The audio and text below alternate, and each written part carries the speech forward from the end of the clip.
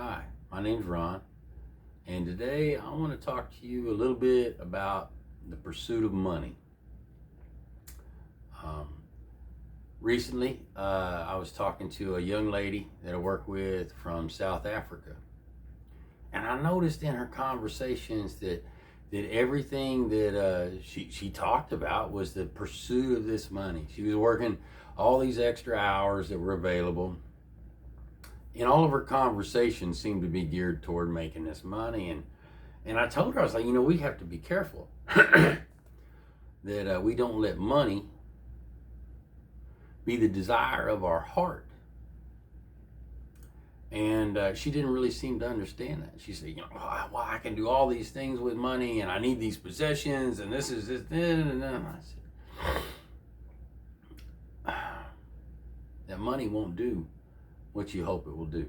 She said, oh yeah, it will. I'll be able to buy this, that. And I said, that thing, that yearning, that wanting in your heart will not be satisfied by that money.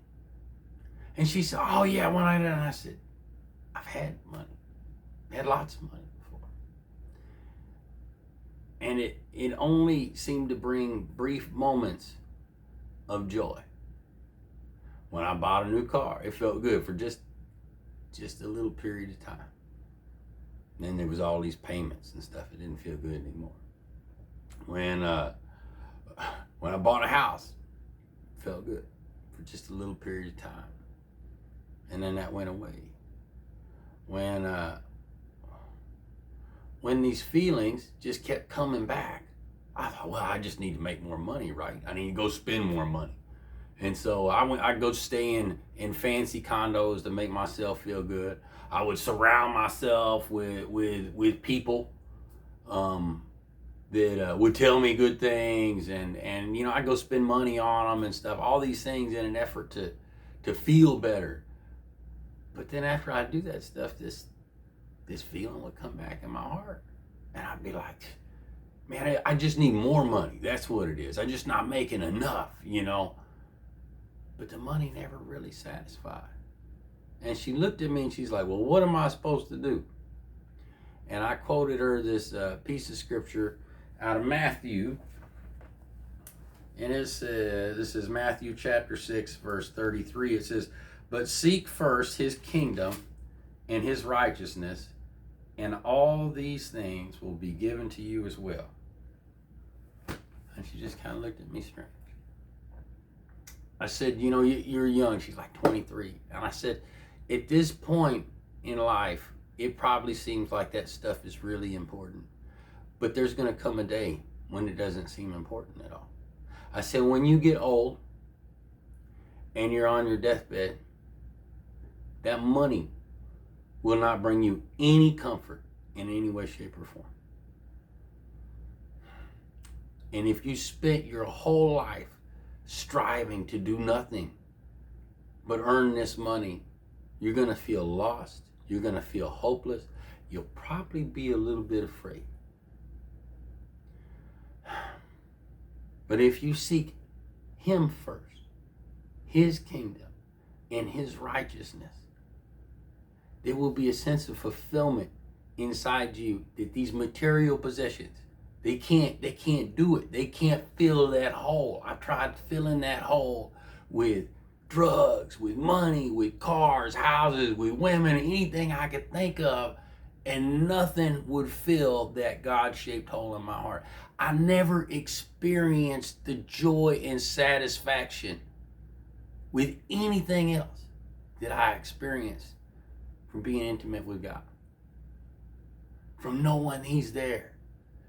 The comfort he provided, even when I was going through struggles and hardships, having him to lean on and cling to. These are all things that you can't purchase, that he gives freely. The things that you strive for, material possessions in this world, we only keep them for just a little blip of time. Our lives are very brief on this planet. And then we have eternity to deal with. I think so often our focus is on the material things of here and now and not on eternity. Do you know how much money is worth in heaven? They say the streets are paved with gold. That means that gold in the heavenly realms are worth just as much as that stuff we make highways out of right here and now. It's worth just as much as a sidewalk. I'm sure it's shiny and it's pretty to look at, and the gates are made of pearls.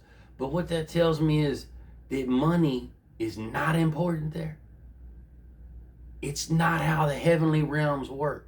Money is not really a part of that economy up there.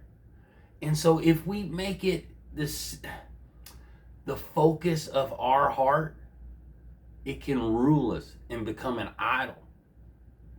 And so we should focus on God more than anything else. And the scriptures tell us he's going to provide this other stuff for us. But where's our hearts at? Where's our hearts longing at? Is it to love God, and is it to love other people? Or are we loving things?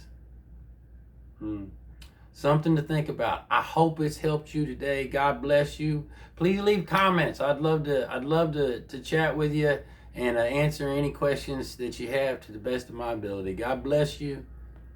Till next time.